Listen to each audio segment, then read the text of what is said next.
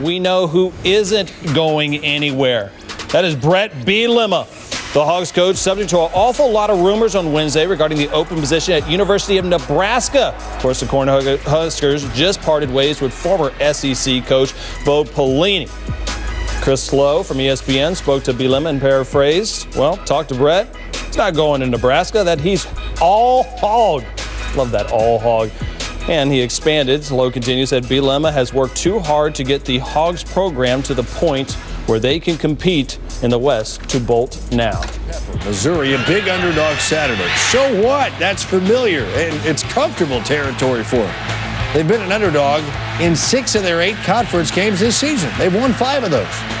While winning as a dog is something Mizzou is familiar with, winning conference title games is not. In fact, they're 0-3 all-time in conference title games, 0-2 in the Big 12, 0-1 in the SEC. Missouri making its 2nd appearance in this title game in just its 3rd season as a member of the conference.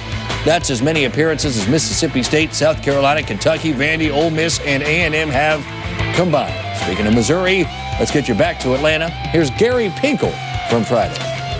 And this is our all-freak team. Awesome. So here they are, the 14 freaks of the week, Timmy. I don't think there was anything harder that we did all year than picking these guys. There are so many great athletes, and picking the freak of the year, this was extremely hard. I mean, all these dudes, they're ridiculous. They're just freaks in their own right in different ways. Alvin Bud Dupree, Shane Ray, Myles Garrett, Trey Flowers, Daniil Hunter. I mean, those dudes are ridiculous. Big monsters, man. Look at them defensive ends. They make me proud. The fans said that there is a clear Final Four, and it starts with Arkansas's defensive end, Trey Flowers. Yeah, this guy's absolutely relentless. He is nonstop. I think he probably has the best effort in the SEC, maybe in the country. He never stops. He is relentless. You know who else the fans said is in the Final Four, Marcus? Nick Chubb. Chubb. Tim was high on this guy early in the season when he made that great run where he lost his helmet, and then he showed this weight room footage, and I became a believer. Nick Chubb is going to be a freak for years to come, and he had a phenomenal year. And just a freshman, he's going to get stronger, faster, and bigger. That's scary. Honestly, all you need to know is that he squats over 600 pounds, and he's a running back. He's going to break some tackles. For what? I don't know. Bernardrick McKinney made the Final Four, according to the fans. I mean, 6'5 and a half, 255. He's throwing hands right there. My man can run a 4.5. He's all over the field. Did a great job leading that defense. Absolutely. Mississippi State had such a great year, and McKinney was such a big part of it. And playing in this game, Shane Ray, one of the 4 finalists. Maybe the most explosive player in the SEC and in the country. This dude is, his first step getting off the ball, it's so fast. His 10-yard dash, being able to run a 1.5 10-yard dash, it's just, he has such great skills, and those skills are going to translate really well to the next level. Absolutely, bright So the future fans voted. The fans tweeted their votes all week, and the fan freak of the year, the fans freak of the year is Nick Chubb, Georgia's freshman. Nick Chubb. That's a great call by the fans. This dude, he's a freak. He's a freak, and he had an awesome year, and I'm super happy for this kid. I mean, he stepped into a huge role that Todd Gurley, with his suspension and then being injured, he stepped up, had an awesome year. However, one football office is going to claim this trophy. This trophy will be sent to one football office. Hold that thing up, man. Hold that thing up. Did you help in designing the Freak of the Year trophy? Look at this thing. Which football office will get the Freak of the Year, Tim? Who's the Freak of the Year? This was honestly probably the hardest decision I've had to make this year. But the Freak of the Year is my man Trey Flowers at Arkansas. He is so relentless. His motor never stops. He has the heart of a lion, and I love watching him play. At 6'3", 270, my man had 63 tackles this season, 13 and a half tackles for loss, 14 knockdowns, 14 hurries, and 5 sacks. And this kid never quit. No matter if they were winning, no matter if they were losing, what the situation was, he played with the heart of a lion, and that's why he's the Freak of the Year. Ladies and gentlemen, accepting on behalf of Trey Flowers and Bret Bielema, Marcus. You claiming it for Trey Flowers over here? Myself, Marcus Spears, for all of the DNs that came before us and all of the defensive ends that have come behind us, this one's for you, Trey. Thanks for representing the position proud, baby. There Love it is. you. Best of luck in the future. Go get some freaks of the week in the NFL, man. Trey Flowers is your freak of the year. Bret Bielema is all hog. Of course, after turning down the opportunity to coach Nebraska, he gets his Hogs ready to take on the Texas Longhorns in the Advocare V100 Texas Bowl on December 29th. For decades, these two schools were antagonists in the old Southwest Conference and met in the memorable 1-2 game in 1969. Both teams have two of the most efficient defenses in the country, but it's the Longhorns' offense that has struggled. Speaking of offense, the Hogs' rushing attack ranks in the top 30 of the Bowl subdivision, while Texas is tied for 64th in run defense. Love this one. You get the old Southwest Conference matchup here, Arkansas and Texas. From Arkansas's perspective here, this is a team that is vastly improving. This is a team that some feel could compete in the West next year. But they've got a pretty good defense they've got to face here. What's the biggest thing you'll be watching for from Arkansas? Can they block Malcolm Brown, who's the defensive tackle for the University of Texas? He is a potential first-round pick in the NFL. He's a guy that can disrupt their entire run game. The Arkansas offensive line, we know they're good. How are they going to contain them? You can't allow this one guy to disrupt that run game. And Brandon Allen, can he continue to develop? Can he take the bowl practices, as we talked about, and get a little better every day and become a better passer? Him and his brother Austin. And one thing that I'm genuinely concerned about is the health of Tyrone Swoops, because Trey Flowers and Darius Philon are coming. Dom Espinosa, their center, out for the year. They've had all kinds of turnover the Longhorns have on the offensive line. Tyrone Swoops is an athletic guy. He can extend plays. But that defensive line is not one that I want to face when I have concerns about what's in front of me protecting me. And more than anything else, this game is so important to both of these programs, both of these coaches. Very clear vision for both Bret Bielema and Charlie Strong. There's no question that both the Texas Longhorns and Arkansas Razorbacks are heading in the right direction.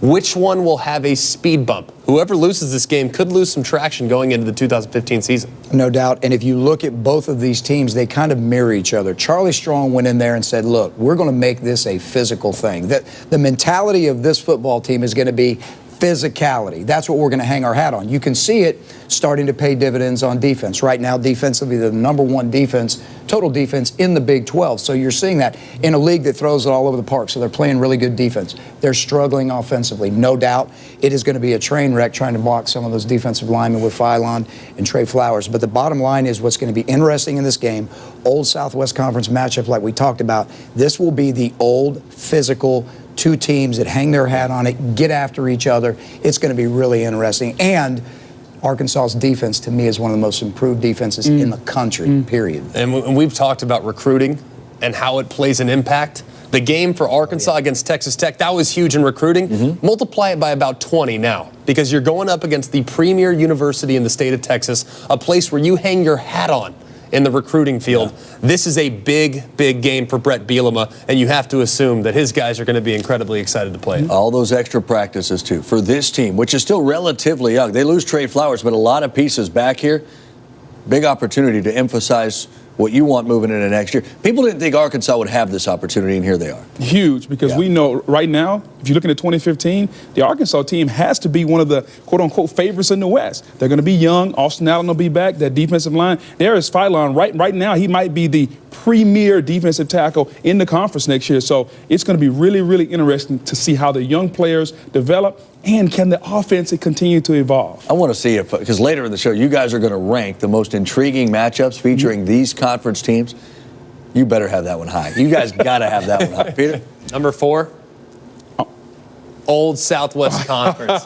Texas and Arkansas. Hey, I'm a hog. I'm a Texas guy. I'm a hog at heart. I'm a Texas guy. I love the Big 12. I grew up watching Big 12 football. Arkansas and Texas, not because of their styles, not because of their past, but because of their futures and how important this game is, not just in the recruiting in the state of Texas, but what Bret Bielema and Charlie Strong are going to be preaching to their alumni, showing that their teams and seeing what type of team they might be in the future in 2015? This game will go a long way to determining that. The one thing I can tell you is this is a phone booth game. It's not going to be much passing in this game right here. Hi, everyone, and welcome to the Advocare V100 Texas Bowl preview show. I'm Patty Smith, and since the inaugural season of the Texas Bowl back in 2006, we've seen some great matchups here at NRG Stadium, then Reliance Stadium, but perhaps none more highly anticipated than this one this year, because this is the first year it has pitted an SEC opponent against a Big 12 opponent. Now, 60,000 tickets or so were sold before this matchup was even announced. Then the announcement came, the University of Arkansas versus the University of Texas. So without further ado, let's get right to it. Introduce you to the coaches and their programs, starting with the University of Texas.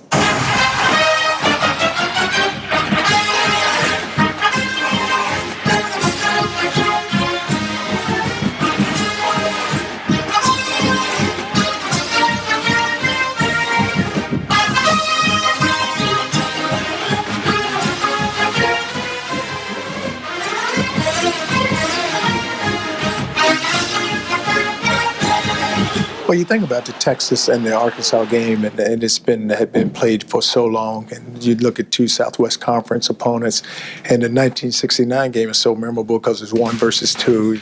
But it was just those games that you just remember because there was always a build-up to that game because it was either one was ranked, one wasn't ranked, or they both were ranked. But it was such a rival game, and it's so memorable moments. Like you just passed by now, somebody just mentioned a game. Hey, what about Texas and Arkansas? And me being an Arkansas fan, and I can remember those. I was young, but I could still remember because I was around the sport. Well, for the fans, it is good, obviously, in basically your backyard. How does that benefit your program, or how are your kids excited about it? You just looking at it playing here at NRG Stadium? Well, I think our players are just really excited about getting to a bowl game, and I know they're really excited about coming to the city of Houston. A lot of them are from this area, and Dallas, but it is just that they can look at it. It's almost a home game for them because now you're going to have. I think that we should outnumber with our Texas alums. We should outnumber the Arkansas alums, but just being in this city is going to be good for our players because, like I said, either someone grew up here, they know someone here, but just coming in the city is really special. Well, let's talk about your season in general and what we can expect. You said who we really are. Who are we really? Well, I look at our season and I look at us at 2-4, and I think we're better. I told our team when we were 3-5, I said, you're 2-4, we're 3-5, we're better. We are a good 3-5 football team. We just ain't showed everybody just how good we are. And then you look at us and you always want to feel like that you're a team that plays physical. You always want to feel like that you're a team that plays hard, that you play all the way through the end of the game. And some of those games we didn't finish, and we didn't finish the right way. And now we have a chance to go out against a really good opponent and just show people that we are a team that's going to play physical. We're a team that's going to finish the game. We're going to a team that just play with pride, that really enjoy the game, that have fun and excitement. What about you as a first-year coach there coming into this program? You kind of had your challenges, you stuck to your guns. How kind of, I guess, difficult was that, and what were the biggest challenges for you getting through this season? Well, I had a really good football team, and I know that we had some early setbacks and some disappointments, and it was just all about us continue to just, not so much, the culture didn't need to be changes, but you just had a few players within that it just felt like, I want to do things my way. But, when you're building a team, it's all about the team. It's not about the individual. And you have to make sure that there's going to be consistency in everything you do. And players are looking to you, and when things do happen, they're going to look to you for leadership. They're going to look to see what you're going to do. But it's, the biggest challenge was just trying to win the team over, and not so much win them over, but when players feel like that you believe in them, then they can trust you.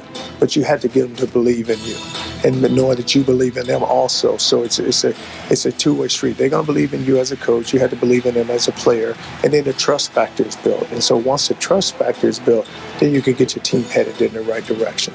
And you told your players they had to earn their horns. You also said you wanted to put the T back in Texas. Can we explain what those two things mean?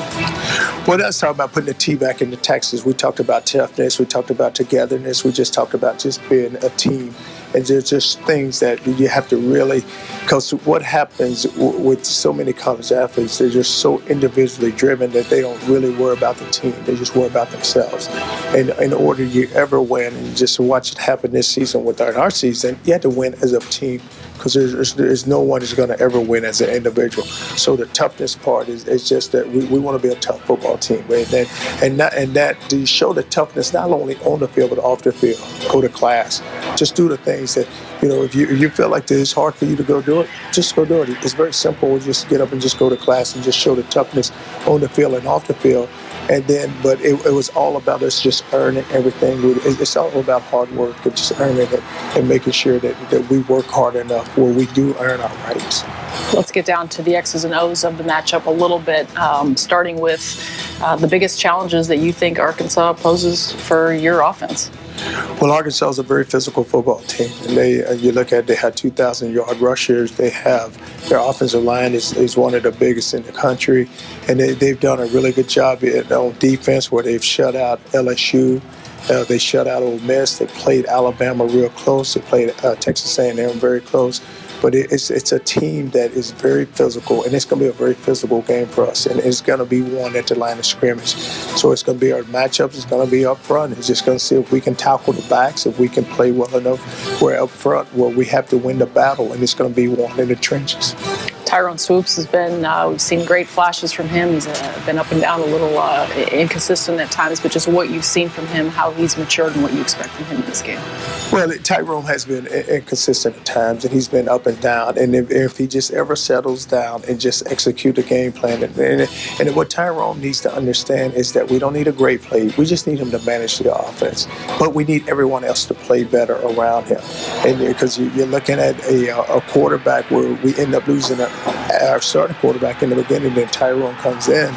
But he's shown the flashes. You look at the Oklahoma game, he's playing very well. But then you can pick some games where he hasn't played very good, and then we wonder and look and say what happened. But he's a player that needs to continue to get better, and we just got to do a better job of coaching him.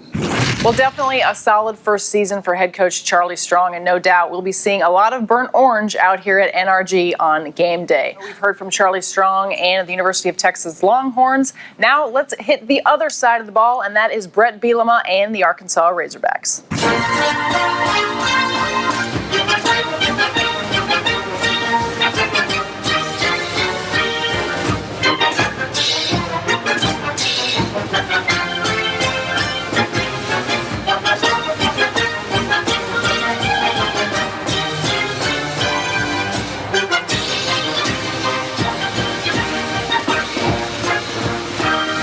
Well, it means a lot to us now, but I think a lot to the people that came before us. I always say, you only stand on the shoulders of those who came before you. And Coach Broyles has meant so much to our program. And I got a chance to talk to him on the phone the other day, and to hear his voice just light up was like big time feeling. So to educate our players, some of them aren't old enough to remember certain things, and you got to bring these things to their perspective. So that's cool in itself. And then really try to educate our players on what that means, and I think it'll bring a little bit to the table, this opportunity in this bowl game. Well, I mean, on paper, it looks like a home field advantage in the backyard of Texas. Yeah. But, okay, maybe for certain reasons, my phone started ringing off the hook for tickets for Arkansas. Clearly a bordering state. This is really kind of a good geographical matchup for both teams. It is. When I first came to Arkansas, we decided we were going to recruit Texas heavily. Obviously, everybody goes in Dallas and Houston, but really East Texas is a big area for. You'll find an aunt that went to Arkansas, a mom that is from Arkansas, and they live in Houston or they live in Grapevine. Whatever it is, there's a lot of ties naturally to the people geographically, and it's something that hopefully this bowl game will be able to capitalize on big time. Let's talk a little bit specifically about your season and this matchup. A tough season for you guys, as we talked about. I was at the Alabama game. You had a tough loss there, a tough loss against A&M. Really so close for so long. Was there a point where you felt like, okay, you turned a corner and you kind of got it and things changed? It did. I think when we walked off the field against A&M, everybody was kind of like, wow, we did good, and I'm like, I wanted to slap them around and say, hey, this is not a moral victory. We want to win these things. We were in a situation, we need to move it forward. We lost a heartbreaker to Alabama by 1. I pointed out to him, listen, you had a PAT get blocked. That's 1 point. We fumbled on a 6-inch line. That's 6 to 7 points. We missed a field goal opportunity that should have been routine. That's 3 points. We left 11 points to the team that's now the number 1 team in the country on the field. And I said, when do you want to stop talking about what we could have done and start talking about what we did do? And that game in particular, I think, put us over the edge. Shut out LSU, shut out Ole Miss, lost a heartbreaker to Missouri in the end, but an opportunity now to play Texas, something 29 is big. How big was that win over LSU for you? LSU is big because it's in our, they're SEC West. They're a traditional power. They've won national championships. They're very well coached. We recruit against LSU all the time on the recruiting front. But it allows us to talk about what we did and what we're going to do in the future.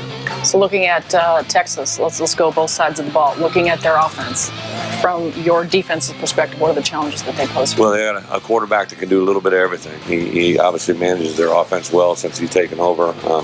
Big physical kid that can, escape some pressure. Don't necessarily look to run him, but he can get around in the pocket and do some good things. 2 very talented running backs, some wide receivers. They have a pretty good pool that they can rotate through and be fresh, and they're good up front. I think that's a tremendous challenge for our defense to tackle well in open space and not give up the big play. From our offensive point of view against their defense, they got some very, very good football players. All starts up front. Obviously, 90's a very good player.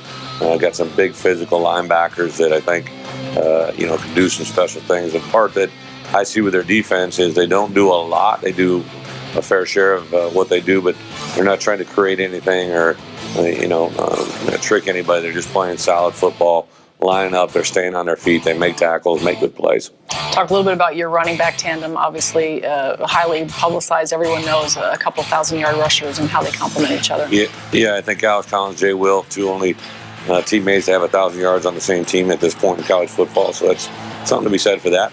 It starts up front with our O-line.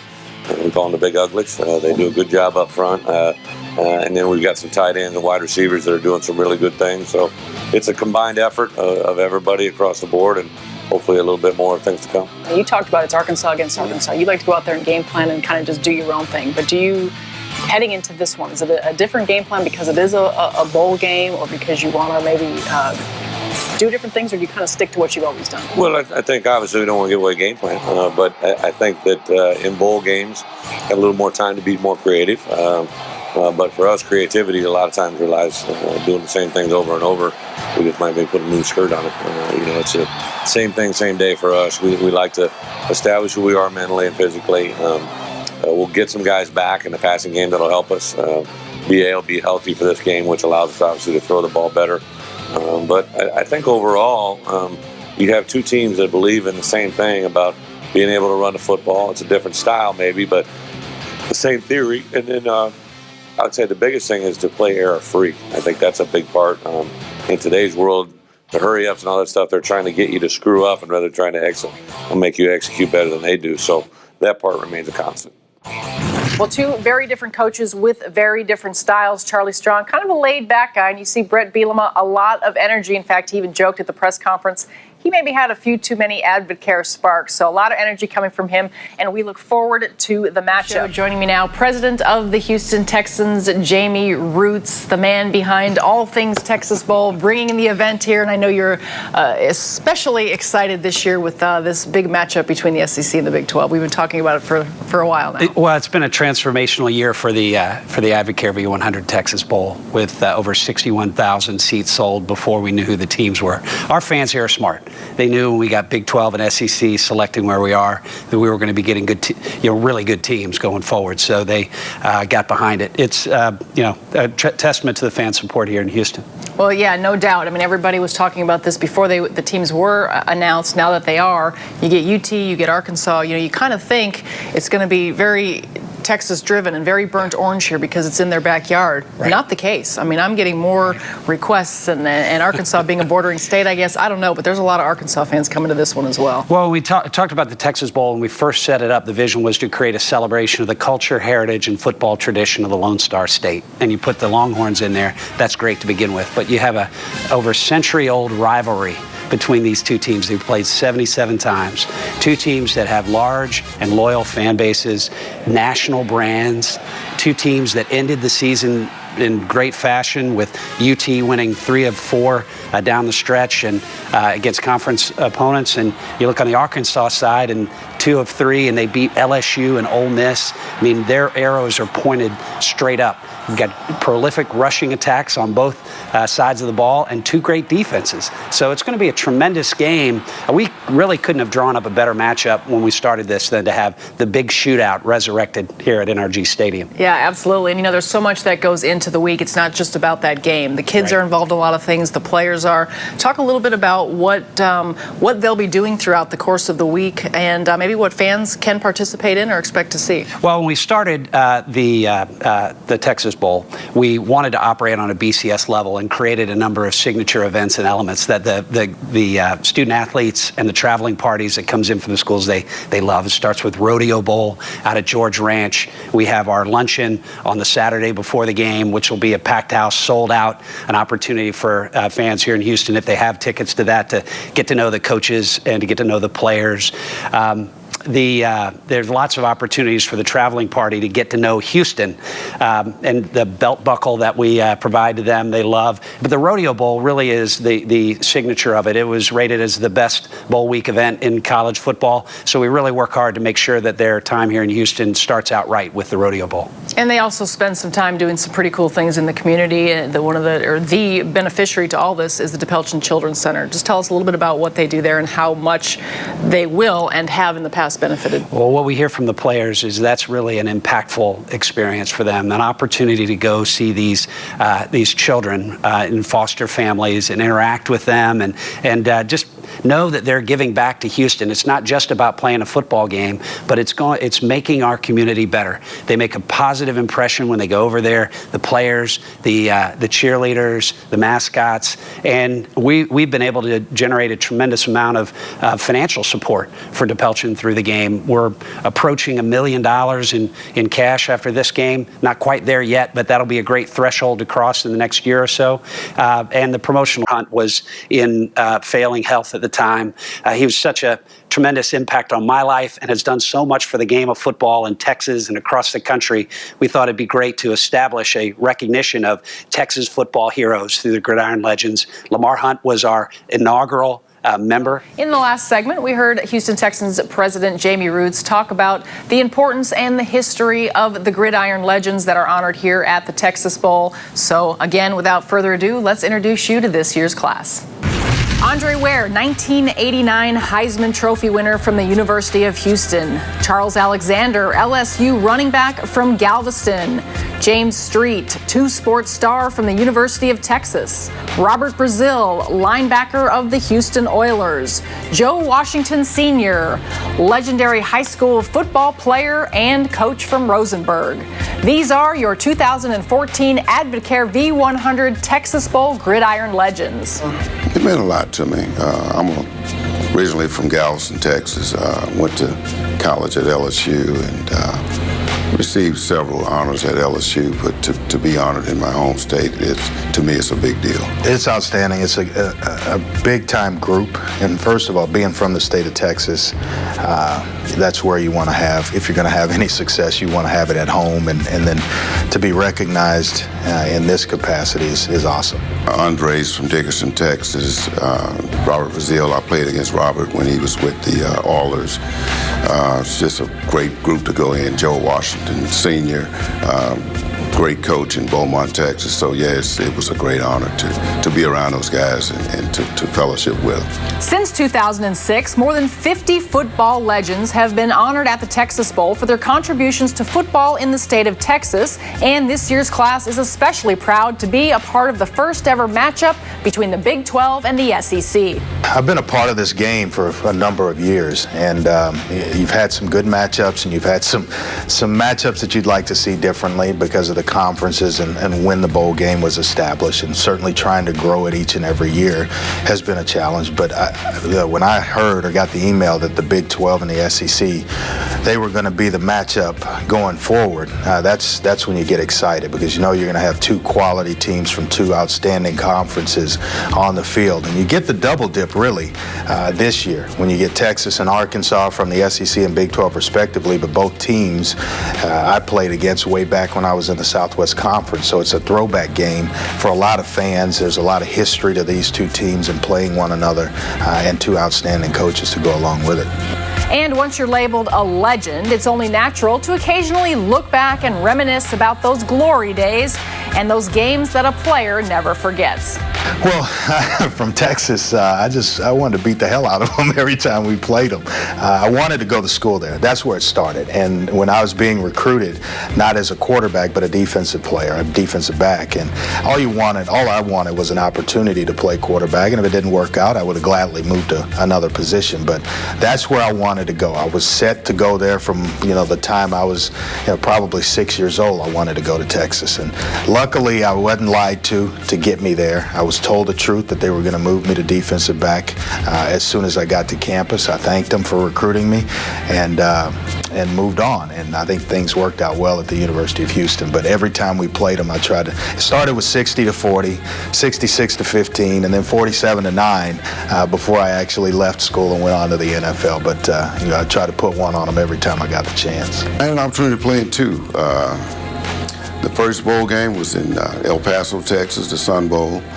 We played Stanford. I had a decent game, but we came up short. We didn't win. And my second game, we played in Memphis in the Liberty Bowl. Didn't win that game either, but it was always fun going to the bowl games and all the activity before the bowl games. That was to be exposed to a lot of things that you've never been exposed to see a lot of things in the city. I know the guys here are going to have a lot of fun checking out the city of Houston, and it'll be a lot of good memories for them. Well, thank you, Dave. This is going to be a pivotal game for the future of quarterback Tyrone Swoops and this Texas program. Not ending the season the way you wanted to in the finale versus TCU with a 4-interception performance. Now, the late, great Bill Walsh used to place a premium on quarterback's ability to get past a bad play and move on to the next one. This has been a lingering problem for Tyrone Swoops. He dwells on negative plays, and as part of the maturation process in getting back on track, he has got to get past that and get over that hump.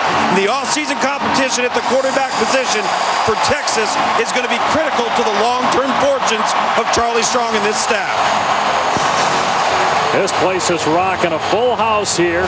Keys to the game brought to you by Franklin American Mortgage. And one of them is Tyrone Swoops, like Tom said. How many plays downfield with Harris? John Harris has been their big play receiver downfield. Can he make? But this is, make no bones, old school battle in the trenches, just like these two physical coaches want it to be. Which tandem of backs? Jonathan Williams and Alex Collins for Arkansas, or for Malcolm Brown and Jonathan Gray for Texas can take more pressure off of their quarterback. Texas won the toss and deferred, so Arkansas will start on offense.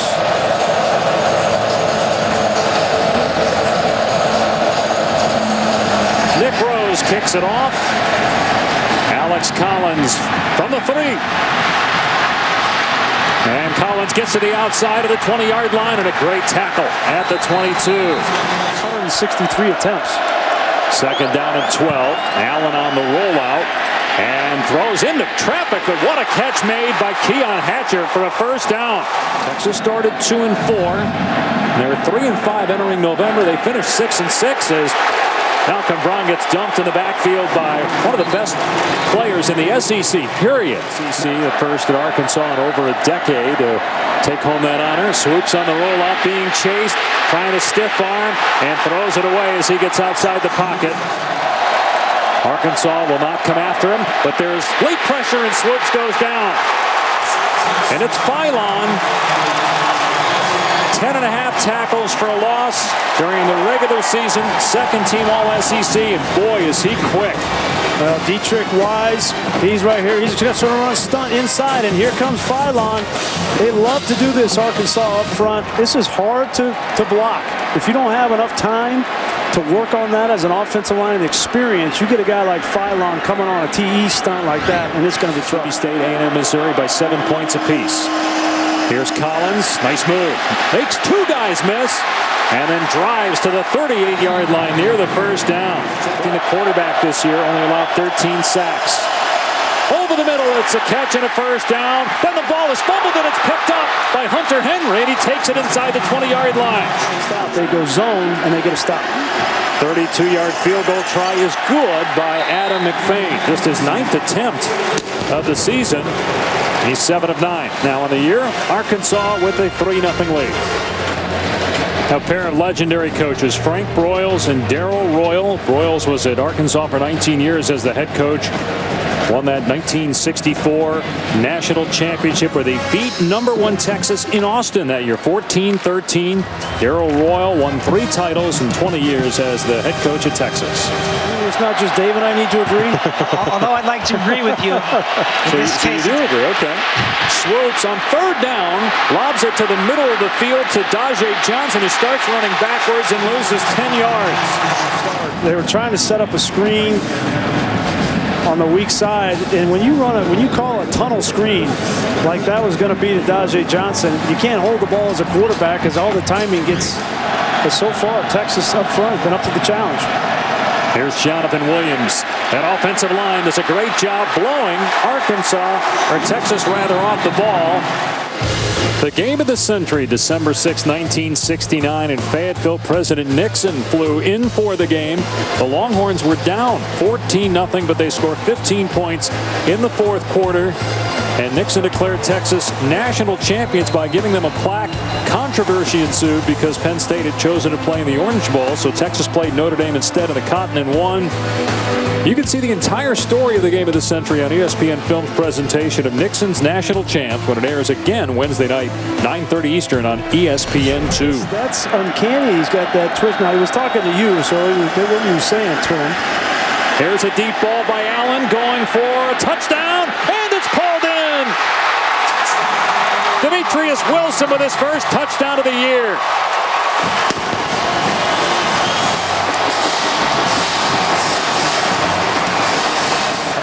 Demetrius Wilson. Demetrius Wilson, his last game as an Arkansas Razorback, his first touchdown of the season, and he goes up over Duke Thomas, one of the great cover corners on the outside. Thomas is in good position, just doesn't get his head around to make a play on the football, and Wilson comes up with the big touchdown. And Demetrius Wilson with his first score of 2014.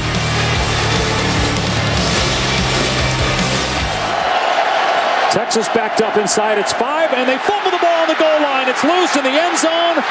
It's either a safety or a touchdown.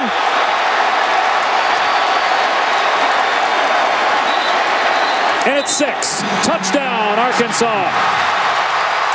The quarterback and the halfback have got to make each other right. This cannot happen, especially in your own end zone. The quarterback has to get to the running back. That running back's trying to read the defensive line, and all of that is predicated off of your footwork as a quarterback. How you come out from center. You see that drop step from Tyrone Swoops? He drops that left foot back, and he gets off track, and you can't recover.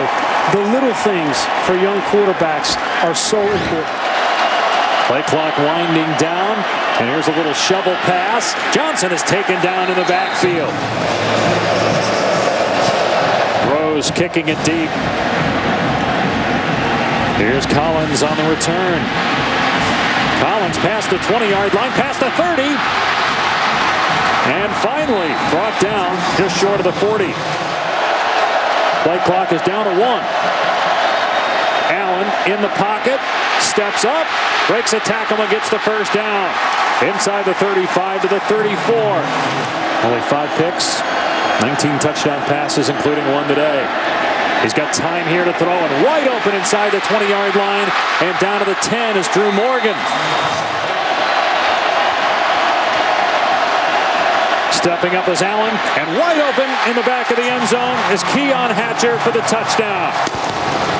Red zone route. Your best player here, you want to set the bait right here. He's going to run a little curl, and then you release Keon Hatcher in behind it, and it's 1-2 for Brandon Allen.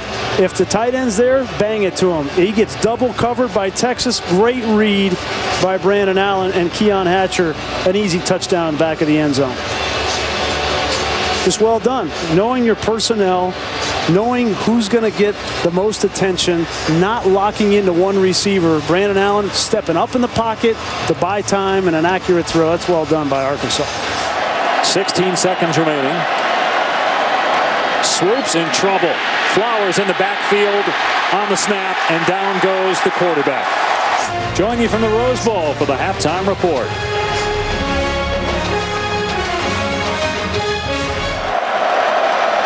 Third down and 9. Swoops in trouble and sacked.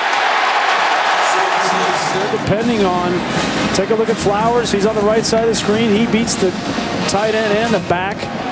Sometimes, offensive coordinators think, well, I'll put 2 guys on a great pass rush. I'll put a tight end and a back. Doesn't equal an offensive tackle because they don't have the experience of blocking a guy like that.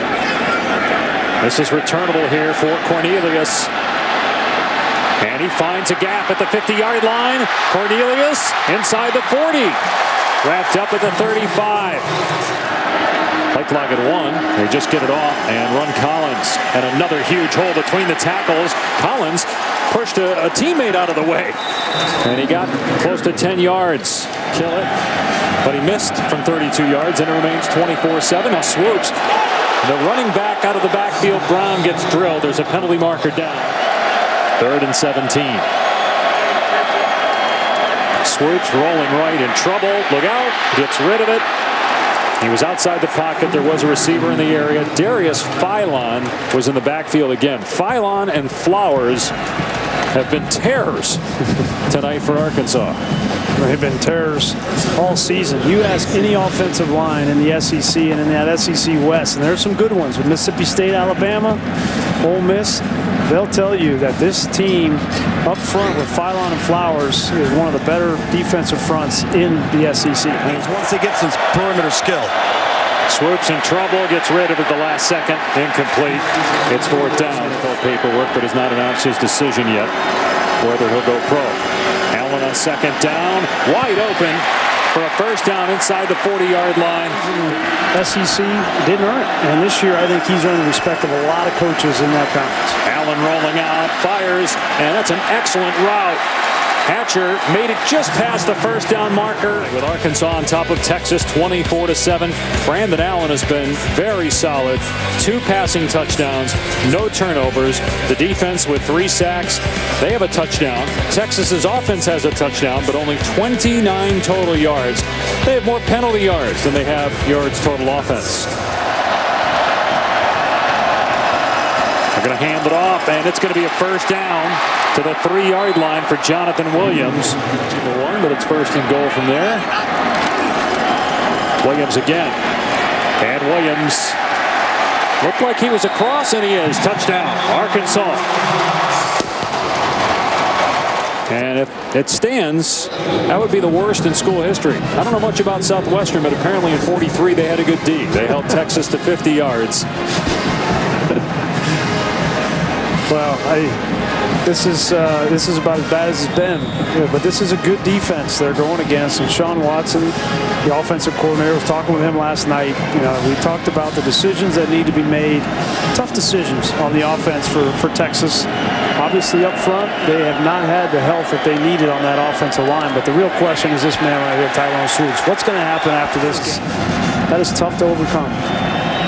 Here's Swoops on 3rd and 10. You see the right tackle getting pushed back into the quarterback. Swoops lobs it up, and it's picked off at the 20-yard line by Andre Tolliver, the true freshman with his 2nd interception of the year. Stumbled at the end of the season against TCU, the final regular season game. Ended a 3-game win streak. Here's Williams inside the 10 and pushed out near the 5. This fan base, they know where their bread's buttered, and it's up front with the big guys. Oh, good execution there. Allen takes a knee, and Arkansas knocks off Texas to win the Advocare V100 Texas Bowl.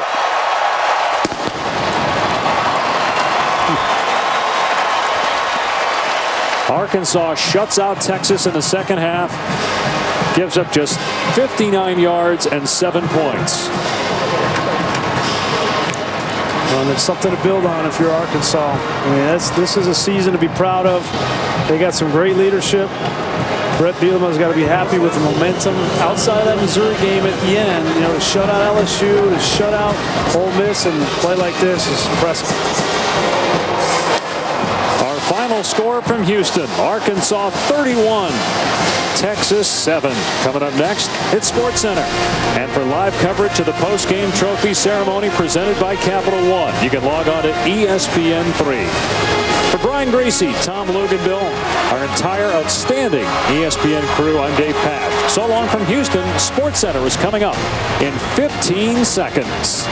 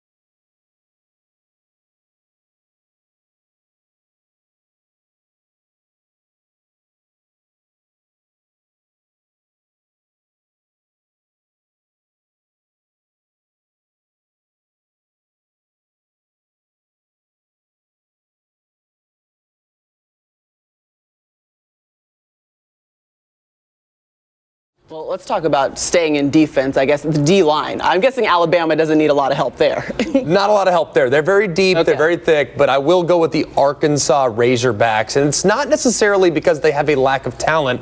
They just lost the two best players at their respective positions in the entire conference, Darius Philon and Trey Flowers. Combined, those two accounted for 47 pressures. That's an absolutely absurd number. They also lost Martrell Spate and Braylon Mitchell, so they're going to be inexperienced in that front seven. Having some guys step up at the defensive line position, and especially freshmen, could help to extend that depth and allow them to go up against some of those great offensive lines that the SEC features. And with Philon and Flowers alone, you lose 10.5 sacks. I mean, that's a lot of production for the Razorbacks. Let's move over to Fayetteville, Arkansas now and see this 21st ranked class that Brett Bielema and his staff has put together with 5 players out of the ESPN 300, including Yelda Froholt. Yelda, H-J-A-L-T-E, is indeed Yelda. How did he explain it to you, Derek? The legend of? Zelda with a Y. I think we can all remember that. Tell us about this young man. Well, he's a guy that originally is from Denmark, came over, played football in Ohio, moved back to Denmark, and then eventually ended up at IMG. So he got some very good coaching down there. Chris Winke's the head coach. Very physical guy. Again, he's got the size to play defensive end, or he can move down and play defensive tackle. I think his future is probably at defensive tackle. Just a physical guy. Eats up double teams and just gets a good push. He's just a very, very strong player. We know that Brett Bielema's got a huge group of people coming back. But we also know that the defensive line may be the area where there's a little bit of rebuilding that has to happen. What do you expect from that unit that they have? How do you start to replace the Trey Flowers, the types of guys that you now have to replace? With guys like him. Yeah. I mean, because you have to get quickness inside. The reason this defense was good last year because of Trey Flowers and Darius Philon. Those guys were able to control the line of scrimmage and allow that linebacking group in the secondary to play off them. In the SEC, you win with guys up front. And last year, they had two of the best. Okay, Flowers and Philon, but they're now gone. And you have to replace those guys for that defensive unit to continue to make strides forward. Not only do you replace Philon and Flowers, you also replace Braylon Mitchell and Martrell Spate. I mean, those two guys were as improved as anybody in the entire conference last year as far as making tackles, playing all over the field. So having a guy like Froholt holding down that line of scrimmage, eating as much space as humanly possible and allowing those inexperienced linebackers to run free. We talked about Georgia earlier. Very similar situation. Ramik Wilson for them and Amaro Herrera both gone. Very similar situation here in Fayetteville. They need some inexperienced linebackers to play free. And big, space-eating defensive linemen like Froholt are exactly what is in the cards for that. And another guy, Jeremiah Ledbetter, junior college prospect, is another guy that can come in and help immediately. He's got the experience, can come in and like Froholt, at the very least, add some depth and a guy that can work his way into the rotation. Bielema also went after and got a couple of highly touted tight ends, which we know that in that offense, we've seen the way that Hunter Henry and AJ Derby, they utilize those guys. They got two kids from the state of Arkansas, C.J. O'Grady and Will Gregg. How much does he put a focus into that position? Because it's a favorite place for Brandon Allen to go. He puts a lot of stake in that because it's not just the passing game, it's the running game. We know how much he likes to use double tight end sets, and to get guys like these two that can catch the ball too, they're always going to get the best tight ends in the country for that reason. Alabama's another team that does a tremendous job at recruiting tight ends because it's such an integral part of their offense. So these two guys, I know Gregg he had his older brother played at Arkansas, so they had some connections there, but overall they're two tremendous pickups. Certainly helps too when you've got two guys like that in your own backyard there. One of them in Fayetteville, Arkansas himself, C.J. O'Grady out of Fayetteville High School. So how about Trey Flowers, who came in that 2011 season as the 108th ranked defensive end, or 73 places behind Shane Ray.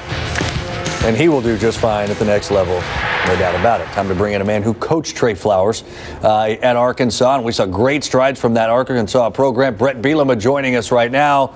The letters, I'm looking through the list, Coach. It looks like they're all in. What do you do now? Do you get to breathe a little bit?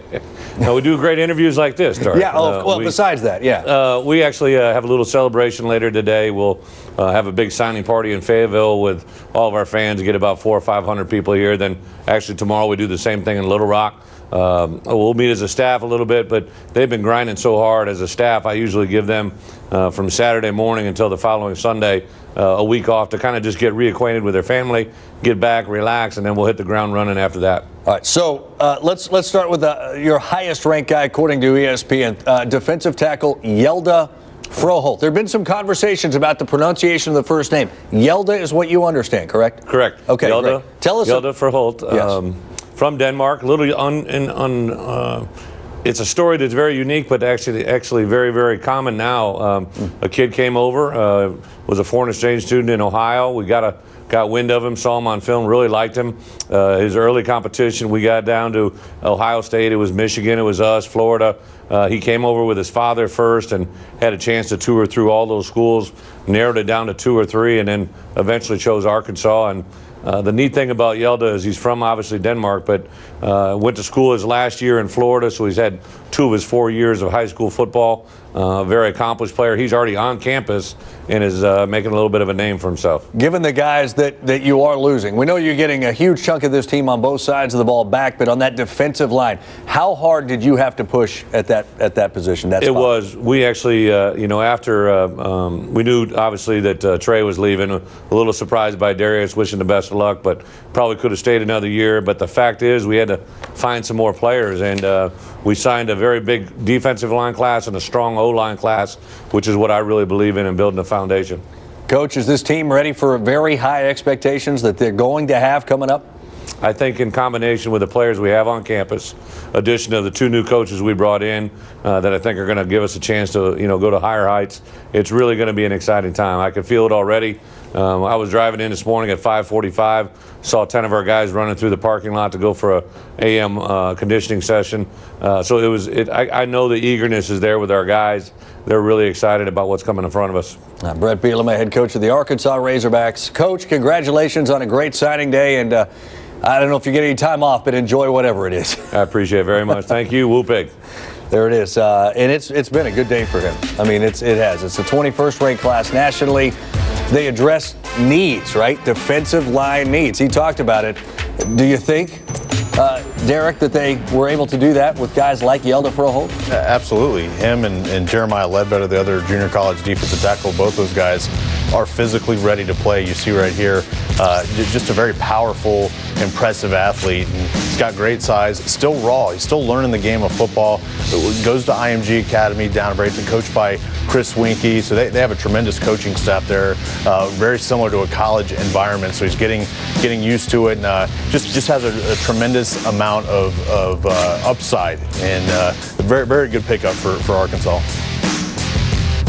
What'd you take out of what he said? I mean, we know he's confident, right? His team is confident. They've got a lot of guys back, and they are going to have big expectations. You feel that they should? I think they should, absolutely. I mean, look at the guys they bring back. They bring back 9 on offense, which is a dominant group. Yep. They only lose 1 offensive lineman. That's Bray Cook, who, in my opinion, with all due respect, was probably the weakest link of the 5. So they have their running backs back. Brandon Allen's going to only advance as a passer, so he should be a little bit better. They finally are going to have some guys on the outside. They're going to be able to make some plays and win in one-on-one matchups, which they get every single time Brandon Allen drops back because they're so concerned about taking safeties out of the middle of the field to take care of the run game. So I absolutely think the sky's the limit for what they're able to do. Now, I am concerned about the defensive line. I know they've had a strong class so far, and I'm also concerned about the loss of Braylon Mitchell and Martrell Spate. Those 2 guys were as good as anybody in the league, running sideline to sideline and making tackles. So if they can fill those voids, and I don't mean them fill them all the way, but fill them collectively as a group, they should be able to have success. But those are the 2 positions that I'm very worried about, both outside linebacker spots for the Hogs. Well, particularly the defensive line. Froholdt is going to help. He's not a big guy. He's a guy that's going to be in the same realm of a guy like Darius Philon. He's not a big guy, but he's going to use his athleticism to get inside. Much like Mack that signed with Texas A&M, he's a bigger guy. This is more of a penetrator. But for Arkansas to be successful, they have to run the football, and then they have to have something off the run game and the play action. And I think Brandon Allen has to develop more. As good as they ran the football, as good as they played defense at Arkansas, the ability or the lack of explosive plays in the passing game, off the run game, is what hurt Arkansas, and they have to change that. They can get all the offensive and defensive linemen they want. They have to be able to get those safeties off the line of scrimmage and throw the football, and until they do that, the offense is going to be limited. The fun part is doing something like this, ranking the top running backs, like picking between your favorite kids, to be honest, it never causes any controversy. No one ever, unless you're number 1, everyone's content being in the top 5, right? I think not. Number 5, Jalen Hurd. A great freshman year, probably going to grow on it as a sophomore. You think that his offensive line is going to be a little better? Well, it can't get much worse. Plus, Josh Dobbs' running ability is going to shore up the backside with some of those zone reads. He could pop some big runs. Don't forget the versatility. 35 receptions a year ago. You cannot take that for granted, what he's able to do after catching the football. Number 4, I'm going with Jonathan Williams. Averaged 5.6 a carry last year. Very smooth runner. Finds the hole, presses the hole. Very patient, and of course, in one of the most running back friendly offenses you can possibly find.